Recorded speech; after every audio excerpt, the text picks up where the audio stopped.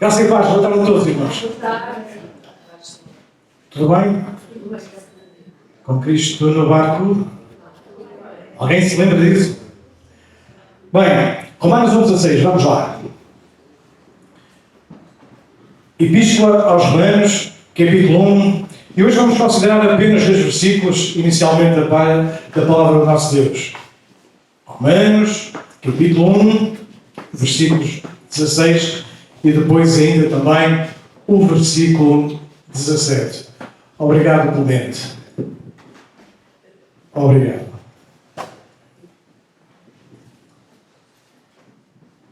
Quem encontrou, diga amém. Quem não encontrou, diga misericórdia, que já devia ter encontrado. Alguém diz misericórdia? Ok, então vamos lá. Porque não me envergonho do Evangelho de Cristo, pois é o poder de Deus para a salvação de todo aquele que crê. Primeiro do judeu e também do grego. Porque nele se descobre a justiça de Deus de fé em fé. Como está escrito, mas o justo viverá pela fé. Vamos repetir todos juntos agora? Não me envergonho do Evangelho de Cristo, porque é o poder de Deus para a salvação de todo aquele que crê. Primeiro do judeu e também do grego. Porque nele se descobre a justiça de Deus de fé em fé. Como está escrito, mas o justo viverá pela fé. E hoje quero-vos falar de vergonha. Não é uma coisa muito agradável de se falar. Aliás, se nós nos pudermos não envergonhar, melhor. É ou não é? Aliás, nós temos bem no português até uma utilização muito curiosa da palavra vergonha, que são as vergonhas. Sabem o que é que são as vergonhas? Pois é, aquelas partes íntimas, aquelas partes mais escondidas, aquelas partes que não são para revelar, por dar lá aquela palha. E Paulo então nos introduz neste tema. Não me envergonho do Evangelho de Cristo, porque pois é o poder de Deus para a salvação. Levem com agrupamento estes versículos. Se nós fôssemos ler desde o início do capítulo, nós íamos ver que Paulo estava-se a dirigir a uma igreja que se situava num lugar muito especial, a igreja de Roma.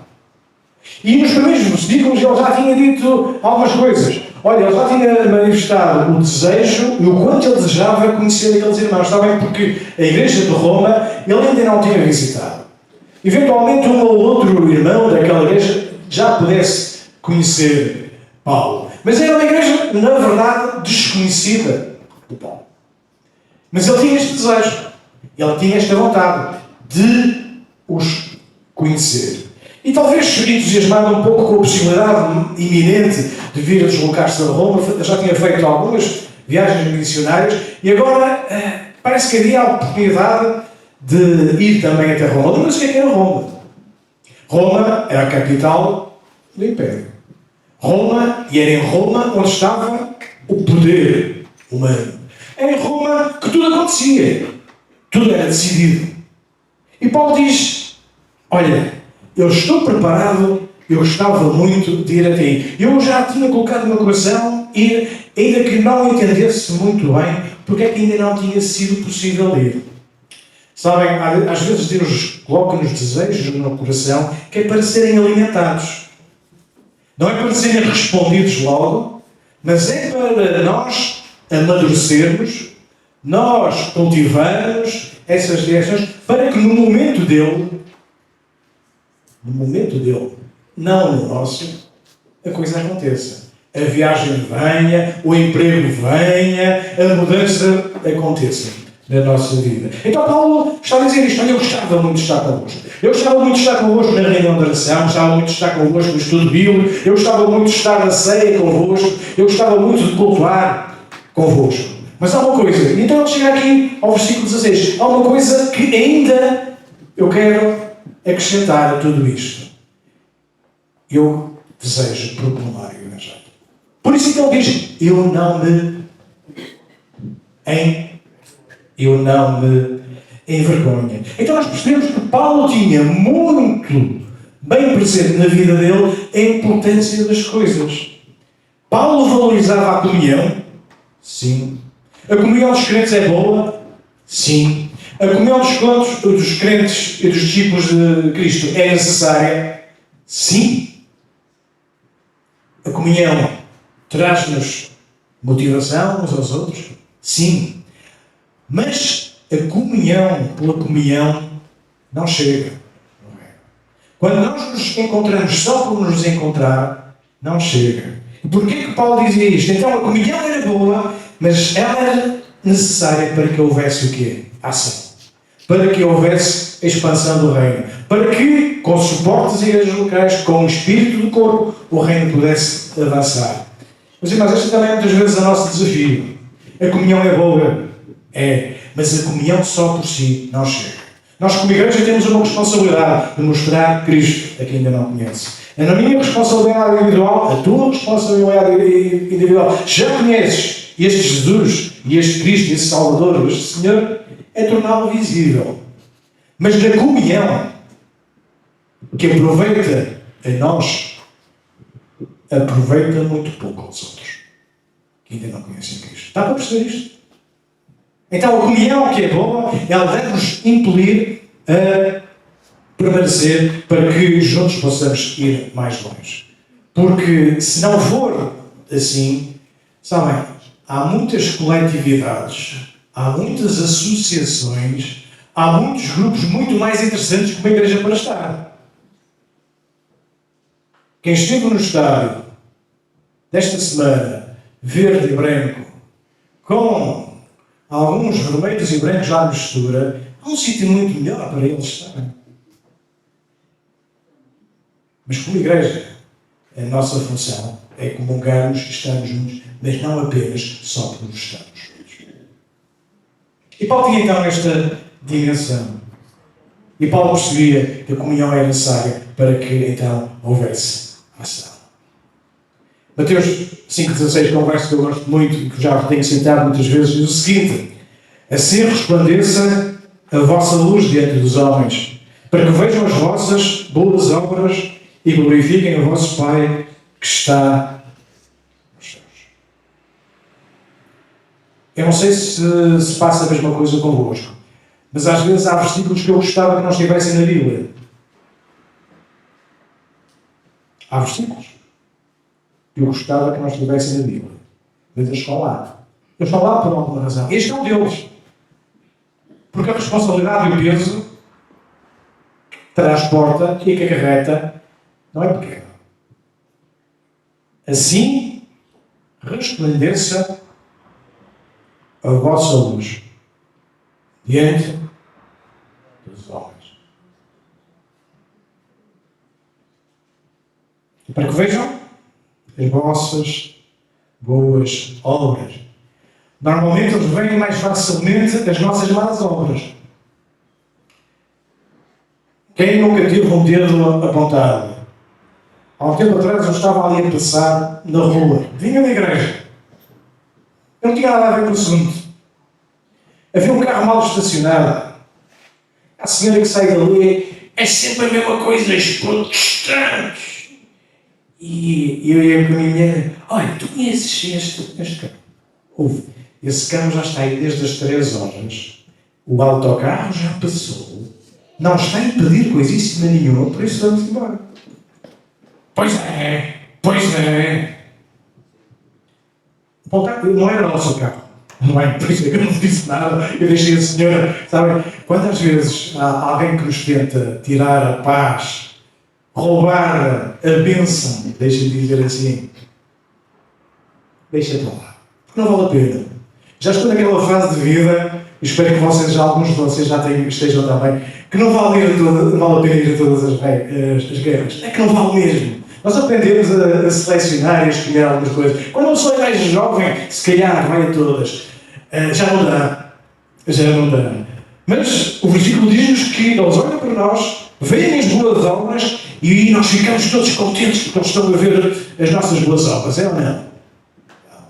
Diz que eles veem, é bom que eles vejam as nossas boas obras para que a glória seja dada a Deus. As coisas mais simples, as coisas mais complexas, as decisões mais importantes, o modo de estar, a postura mais confrontada, ou de confronto, se quiserem, que possa haver, ela deve sempre produzir glória para Deus. E este é o nosso papel, então, como igreja, de tornar Cristo visível.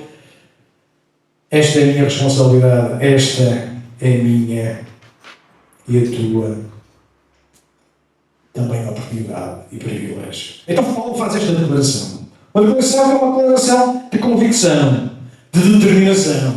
Não é de... Os brasileiros têm uma expressão que eu acho que é interessante, que é mesmice, não é? Vocês usam esta palavra? Não. Mesmice.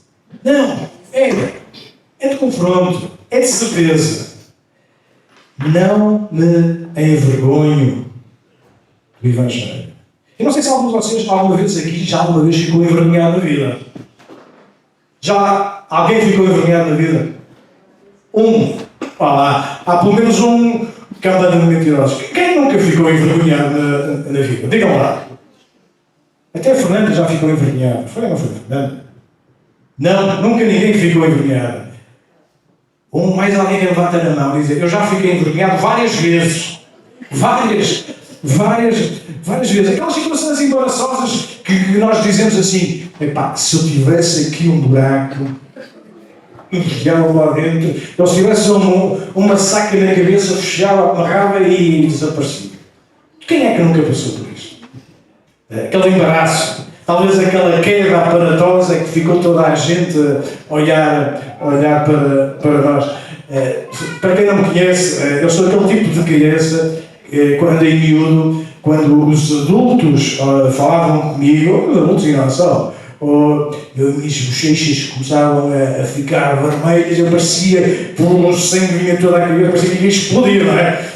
Não sei se algum de vocês era assim, mas pode haver muitas razões para nós, ou porque somos mais tímidos, ou porque nos sentimos envergonhados. Eu lembro aqui há uns anos, eu ia com a minha filha, eu ia com muita pressa, ia à pizzaria, já estava atrasado, não sei porquê, então ia andar muito rapidamente para chegar primeiro, para fazer o pedido e depois sermos servidos. Então a pizzaria tinha assim uma vitrine muito grande, eram vários metros. Quem não conhece, olha, foi ali na Telepizza, estão no vídeo, não estou a fazer publicidade, está bem? Tinha aquela... Eu ia muito rápido.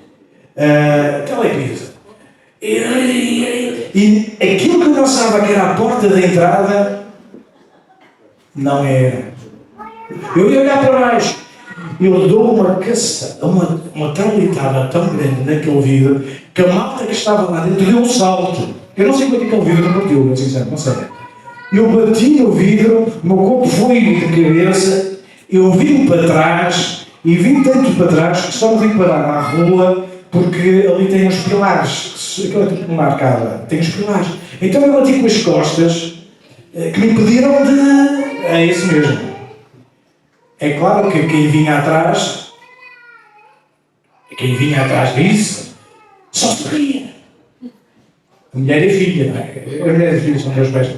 Com estas coisas. E para que imaginem eu, depois daquela traulitada toda, ter que entrar dentro da pizzaria e toda a gente olhar para mim. Eu queria uma três queijos sem razão. A vida às vezes leva-nos, se calhar, situações embaraçosas. Se calhar situações que nós consideraríamos até que não gostaríamos de passar porque elas foram tão ridículas. Mas a vergonha que Paulo aqui nos está a falar, não é este tipo de vergonha. Não é de uma mera exposição ao ridículo. Não. Se nós considerarmos os povos do Médio e do Extremo Oriente, aquela zona geográfica do mundo, ela tem se alicerçado em dois vetores. Nós percebemos bem que é a vergonha por um lado e a honra pelo outro. Já vem a rapariga, tem calma.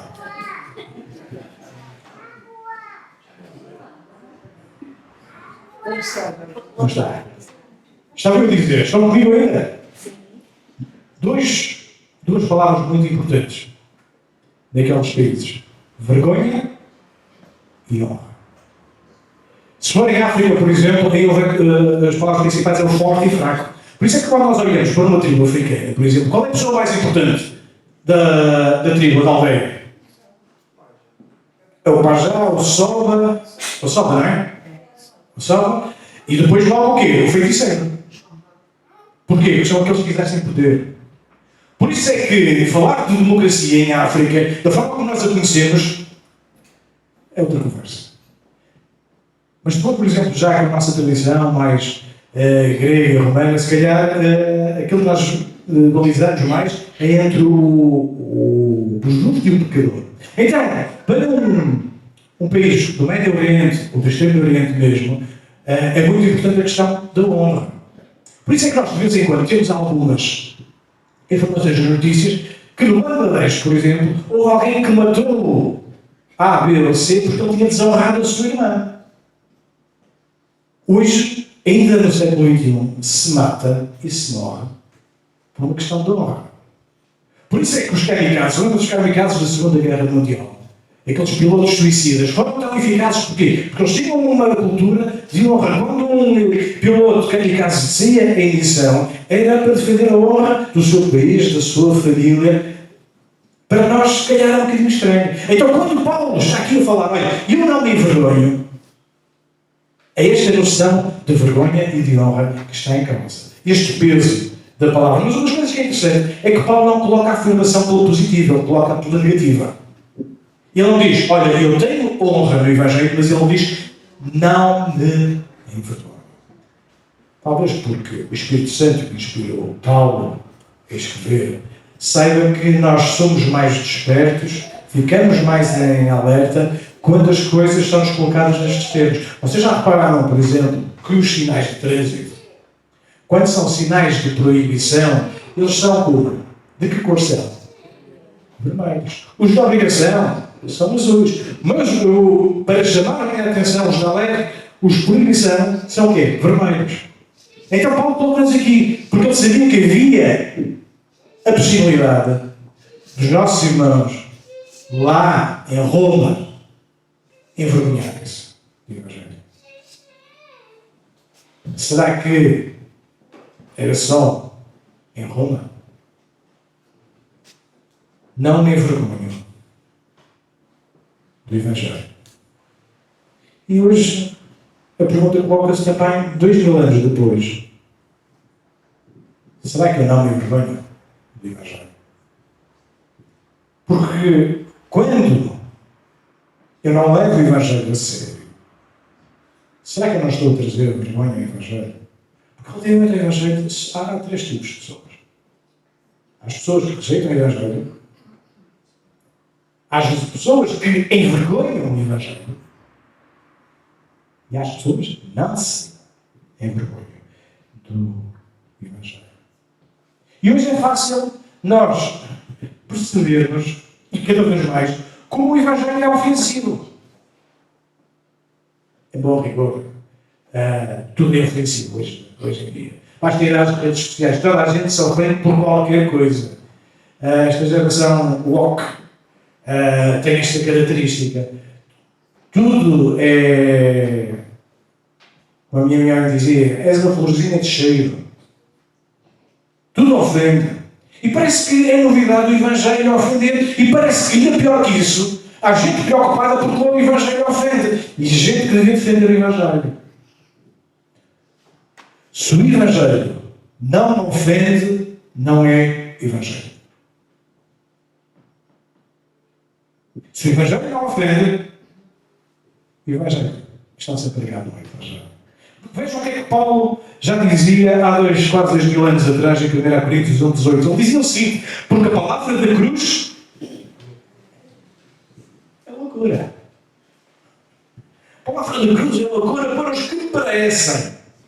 Mas para nós, que somos salvos, é poder de Deus.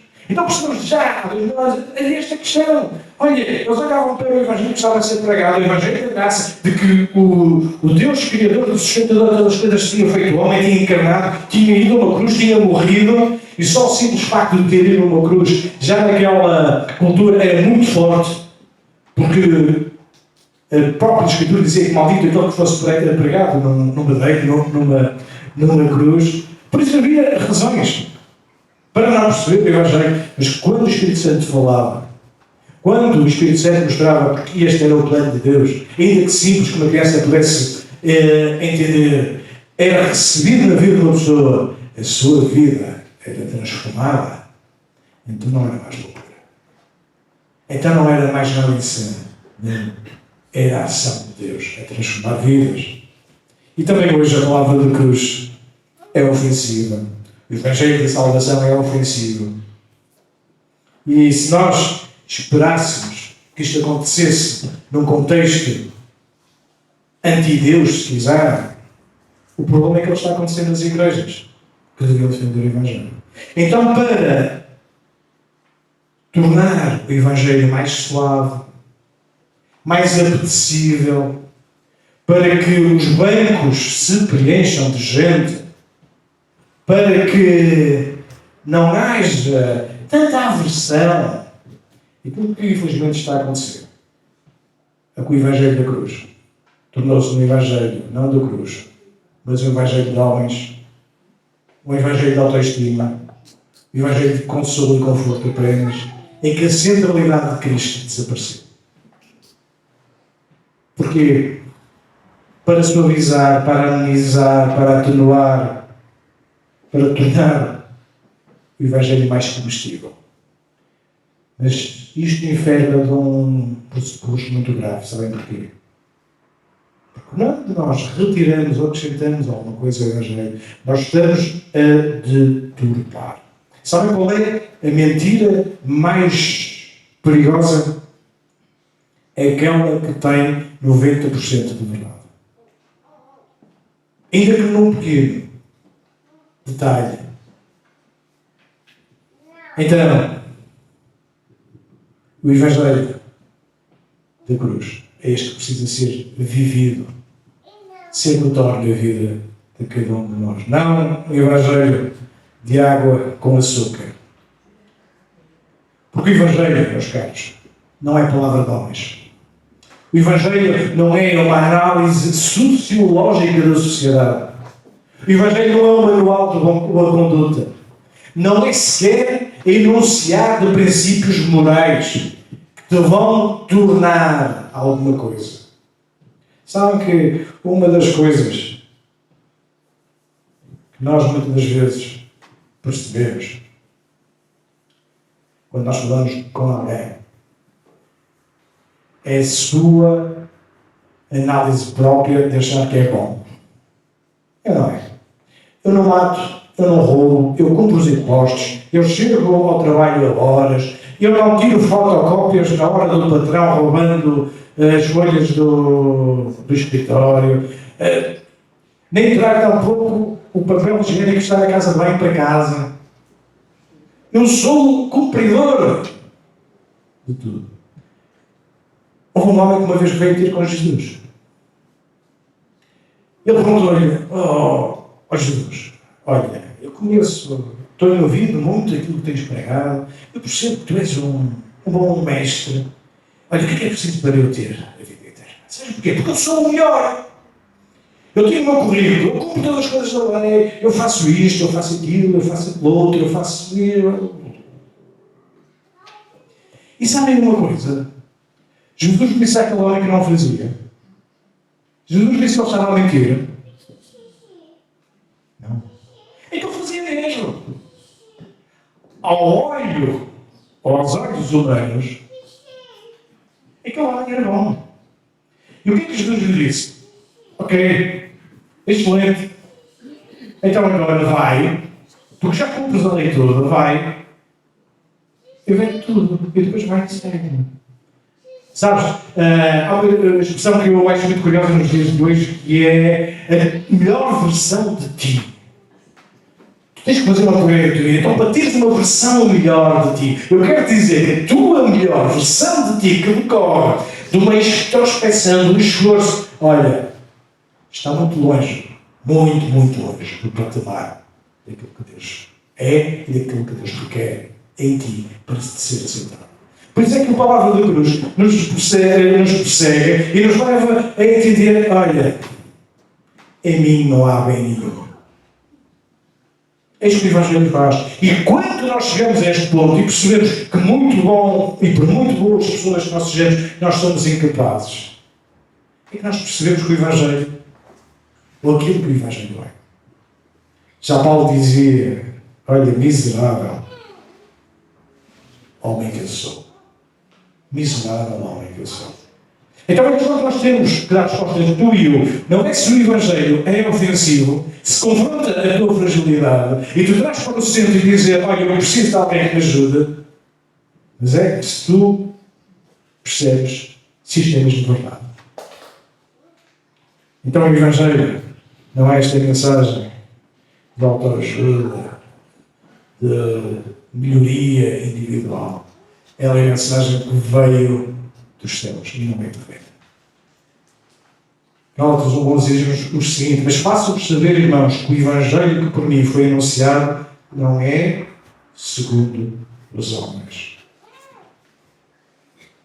E quem prega o Evangelho tem esta responsabilidade muito grande de manter-se única e exclusivamente fiel àquilo que foi transmitido. Não desviar-se nem para a direita, nem para a esquerda. Então, porque o Evangelho expõe a nossa condição de pecadores, ele gera código. Sabem, uma das coisas que eu acho sempre preocupante, eu dizia a alguém, já me recordo, ainda recentemente, olha, tinha pregado e disse, eu gostei da tua pregação, olha, eu espero que tu não tenhas gostado. Eu espero que não tenhas gostado. Porque a palavra de Deus tem que nos incomodar. Eu espero que essa palavra de hoje te incomode, como tem incomodado também a mim. Então Paulo escreve esta sua convicção. Lembre-se quem é que era Paulo. Paulo tinha sido Saulo. Pertencia à elite judaica, era dos melhores da classe dele, tinha feito a pós-graduação toda no judaísmo, e não apenas era ele era bom intelectualmente, sabia o hebraico, o aramaico, a lei toda de trás para a frente, e ele punha em prática. Ele era fariseu dos fariseus. Ele era tão bom que, por causa do seu zelo, e nunca ninguém põe em causa disso, e da sua sinceridade, ele ia atrás daqueles que pregavam o Evangelho para os perseguir, para os torturar, para os matar. Então, este mesmo homem que perseguia o Evangelho, que depois agora vem dizer, Evangelho, este Evangelho, eu não me envergonho, porque é o poder de Deus. Porquê? Porque Paulo tinha experimentado a graça do Evangelho da sua vida, que tinha transformado. Quando ele se encontra com o próprio Jesus, e Jesus lhe diz, olha, porquê é que me estás a perseguir? E a palavra hoje nos diz, a quem é que tu andas a perseguir? Talvez tu possas perseguir os teus sonhos, os teus desejos, colocando de fora Deus da tua vida. Isto é uma forma de perseguição direta, se quiser. Então Paulo descobriu que o seu testemunho perante os homens era menos importante do que o seu testemunho perante Deus.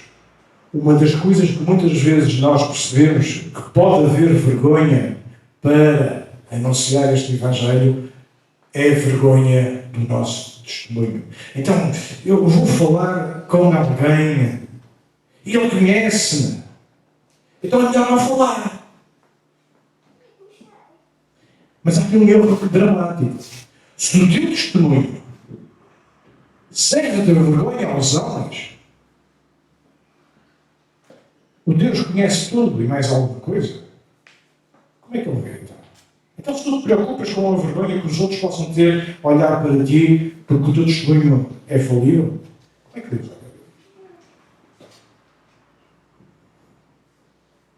Então, para nós sabermos o que é o Evangelho, nós não podemos ficar indiferentes a ele.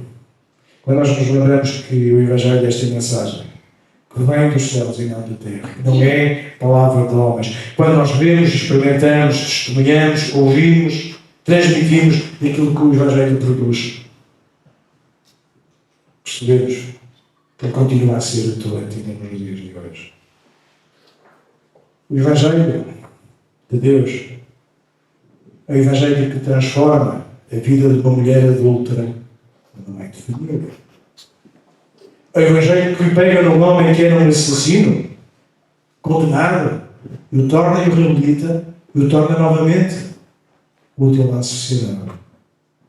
É o Evangelho que chega à beira do homem bem-sucedido na vida, com os seus negócios, e expõe a fragilidade e a temporalidade das coisas terrenas e aponta para o seu orgulho. É este Evangelho que confronta, que transforma.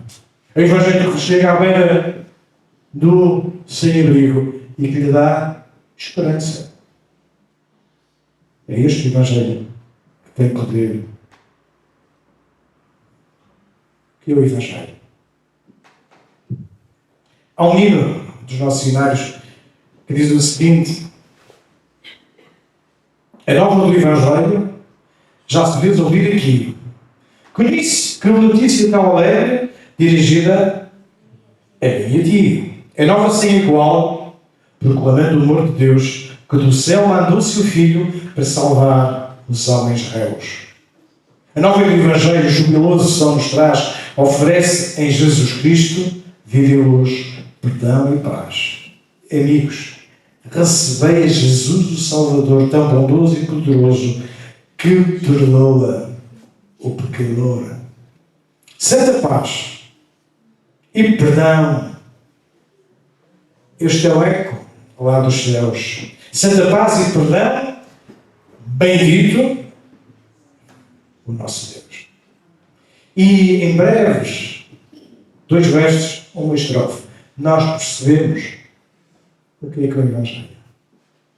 Perdão de Deus que está disponível para resgatar vidas, para transformar vidas, para trazer coisa nova, para libertar cativos. Sabem, quando o Evangelho é proclamado e anunciado, os cativos são libertos. Os ouvidos são abertos. Os olhos são iluminados. Porque é a ação de Deus. Não é convencimento humano. Uma das coisas que eu muitas vezes me lembro com tristeza da minha vida foi na minha adolescência e juventude. Quando eu tentava evangelizar alguém. Eu sabia que tinha razão. Então, quando alguém tem razão, mostra que tem razão. Eu não é. Sou eu que sou assim. Espero que sim. Eu lembro perfeitamente. 10º ano. Eu não me lembro do primeiro nome dele. Lembro-me do último. Era o Cepeda. O Cepeda era um católico convicto. E ele ia à catequese, ele ia à missa, ele ia tudo. E uma vez, numa conversa com ele, eu falei de Jesus, falei do Evangelho. Ele sabia, mas ele estava muito endurecido. Ele não. E a última altura, eu irrito-me tanto. Eu acho que ainda hoje me lembro e me penitencializo. Eu disse: tu não entendes porque és burro. Vocês veem essa agora não tem piada. Porque isto não é forma de partilhar o Evangelho. O Evangelho de Jesus é o Evangelho da graça. O Evangelho de Jesus não é aquele que ensoberbece as pessoas porque ele o tem. Eu cheguei a casa, eu perdi, já, acho que ainda hoje peço perdão por essas palavras. Imaturidade. O Evangelho de Jesus é o Evangelho que mostra e é demonstrado em amor. E é o Evangelho que não desiste das pessoas. Sabem porque é que muitas das vezes nós desistimos de anunciar o Evangelho? Porque já desistimos das pessoas. Há um senão, é que Deus não desistiu delas. Imaginem se Deus já desistisse de ti. Nunca teria chegado até aqui. Mas nós hoje estamos aqui, 85 anos a caminho dos 86 anos, porque somos hereditários de homens e de mulheres que não se envergonharam do Evangelho. E convicção, perseveraram. Com convicção, testemunharam. Com convicção, assumiram, poderiam sofrer dano. E sofriam. E eram discriminados. E hoje estamos aqui, 85 anos depois, nesta casa de oração, exatamente porque nos antecederam homens e mulheres que não se envergonharam do Evangelho. O Evangelho. O Evangelho das boas novas. Porque isto significa Evangelho das boas notícias. Então, quando eu tenho uma boa notícia, eu devo estar disponível ou não para a partilhar. Está a decorrer neste momento uma publicidade da Uber. Vocês sabem o que é Uber? Aqueles serviços que transportam gente e transportam coisas e levam comida à casa das pessoas. A malta faz uns meia dúzia de cliques e a comida passada 3 horas e meia vem ter a casa fria, desgostada, não interessa, mas não tivemos que sair de casa e apanhar chuva. E neste momento nós estamos a lançar o chamado Uber One, que é uma espécie de mensalidade que elimina as taxas. Então, para quem usa muito o Uber One, é vantajoso e é bom. E nesta publicidade, o slogan principal é este. E aparecem em circunstâncias diferentes. Alguém a dizer, olha, já ouviste falar do Uber One, o Uber One é isto. E depois acrescenta, é bom demais para não contar a alguém. É bom demais para não contar a alguém. Como nós às vezes somos envergonhados pelo mundo, por uma empresa que assume claramente que aquilo é bom demais para não ser partilhado. Sabe, nós podemos olhar para o Evangelho como um tesouro, e é bom que seja olhado como tesouro. Mas o Evangelho é um tesouro que não é para ser guardado, pois é para ser partilhado. Boas novas, boas notícias. E o texto acrescenta que é o poder de Deus para todo aquele que crê. Uma das coisas que nós podemos ver é que o poder em exercício na mão dos homens destrói. É isso que nós vemos todos os dias nas notícias andando. O que é a guerra? O que é a violência? É o exercício de poder. O poder na mão dos homens sufoca, oprime, destrói. Mas o poder de Deus constrói, salva. O Evangelho são boas notícias. O Evangelho é poder de Deus para salvação. Romanos 10, 13, lembra-nos: todo aquele que invocar o nome do Senhor será salvo. E com a boca se confessa pela justiça. Então, o poder de Deus para a salvação está no Evangelho e não está em nada mais nenhum. A única mensagem que está autorizada para que a Igreja proclame é a mensagem do Evangelho. E o Evangelho não é apenas para alguns, ele é universal. Foi isso que nós lemos no texto anterior. Tanto para os judeus como para gregos, ou seja, para toda a gente. Deus não faz exceção de pessoas. Nós não vemos isto, graças a Deus. Deus não faz exceção de pessoas, mas Deus faz exceção de pessoas. Porquê? Porque nem todos são salvos, mas só aqueles que creem. Por isso é que o texto termina com: o justo viverá pela fé. Então o que é o Evangelho para ti? Hoje até estamos aqui nesta reunião de pregação do Evangelho. Ele impede-te de fazer ou de não fazer. Ele impede-te a ir ou não ir. Ele empurra-te a abrir a boca ou fechar a boca. Ele leva-te a estares ou a não estares.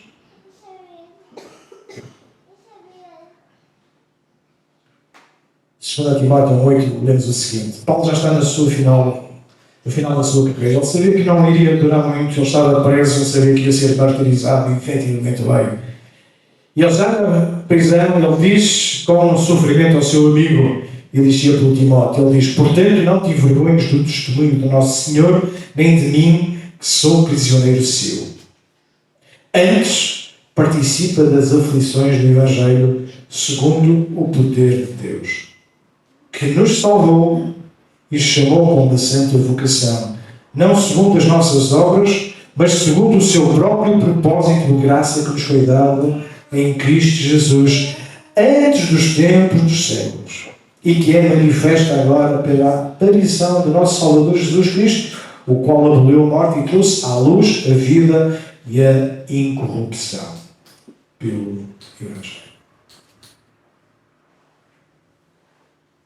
Olha, se tu queres tal como eu, que o Evangelho tem poder para transformar vidas, tu tens uma responsabilidade tal como eu, de chegar a quem está na tua área de influência, seja vizinho, aquele ranhoso que tu já não suportas, porque ele está sempre a pegar contigo, a mandar as folhas das árvores para ao teu lado, e partilhar o Evangelho. Aquele familiar que tu já tens orado tantas vezes e parece que nada acontece. Mas creio que o Evangelho tem poder.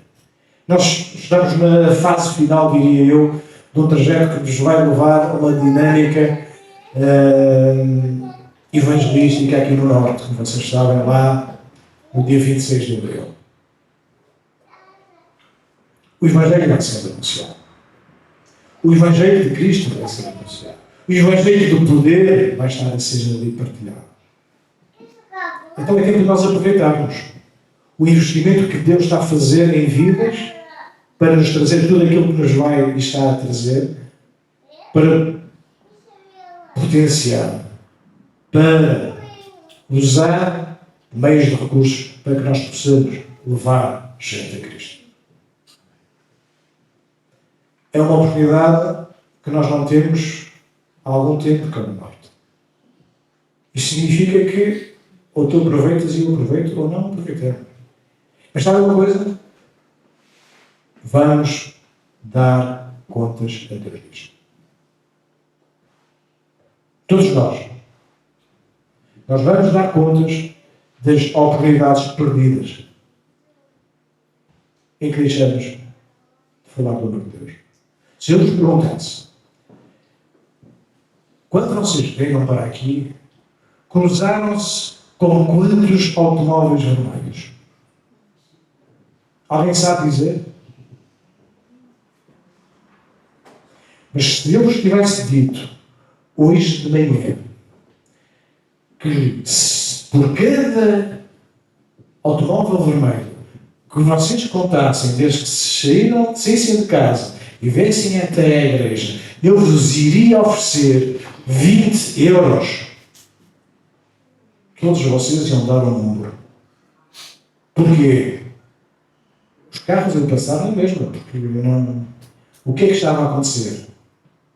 Eu estava a olhar para as oportunidades.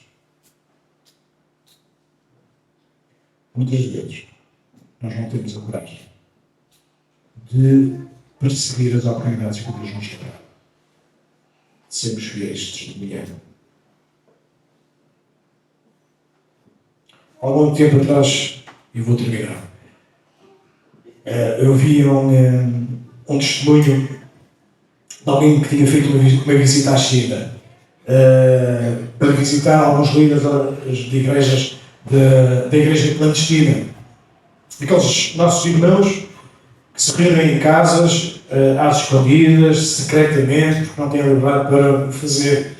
Eu creio que neste momento estima-se que entre 200 a 300 milhões de cristãos que existem na China. São muitos, é verdade, mas são 200 ou 300 milhões. E então, nessa semana em que ele estava de visita àquela região, havia um pastor que tinha sido preso. E naquela reunião que ele ia ter com eles, ele não sabia o chinês, ele levava um tradutor. Quando ele chegou àquela reunião, a reunião já tinha começado, e havia um movimento muito intenso de uma emoção muito grande, uma comoção muito grande, um fervor muito grande em oração. E quando ele viu aqueles nossos irmãos a orarem, Ele sabia que tinha havido aquela situação, que havia um deles que tinha sido preso. Ele pensava que eles estavam a orar para que Deus o pudesse libertar. Então, como nós podemos ler lá em Atos, ele via e sentiu-se tocado por aquele interesse daqueles homens a orar por alguém que tinha sido preso. Mas quando o tradutor lhe disse a razão pela qual eles estavam a orar, ele ficou ainda mais surpreendido. Eles não estavam a orar para que ele fosse preso. Eles estavam a orar por eles próprios, para perceber se havia alguma razão que os tivesse tornado indignos e por isso eles não tinham sido presos por causa da causa do Evangelho.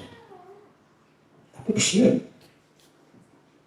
Eles estavam aqui a saber, Deus, porquê que eu não fui usado eu por ti? Eu não estou a falar isto do primeiro século, estamos a falar agora do século XXI. E esta dimensão de alguém que não se envergonha do Evangelho de Cristo. Que a Igreja cresceu, que a Igreja se expandiu e que a Igreja continua hoje a viver e a experimentar.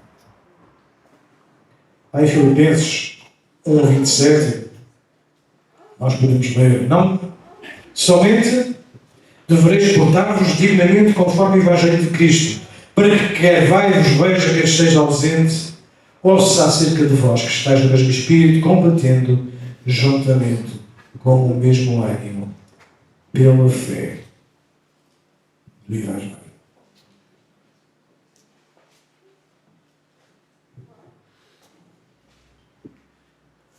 Meus irmãos, o que é o Evangelho para cada um de nós? A minha oração é que cada um de nós que aqui ainda não experimentou o Evangelho na sua vida, de transformação, possa fazer. E aqueles que já o têm, que o vivam, que o partilhem, que o proclamem. Porque há uma responsabilidade para a qual nós somos chamados. Tornar o Evangelho visível na minha vida e escutado da minha boca. Que Deus nos abençoe.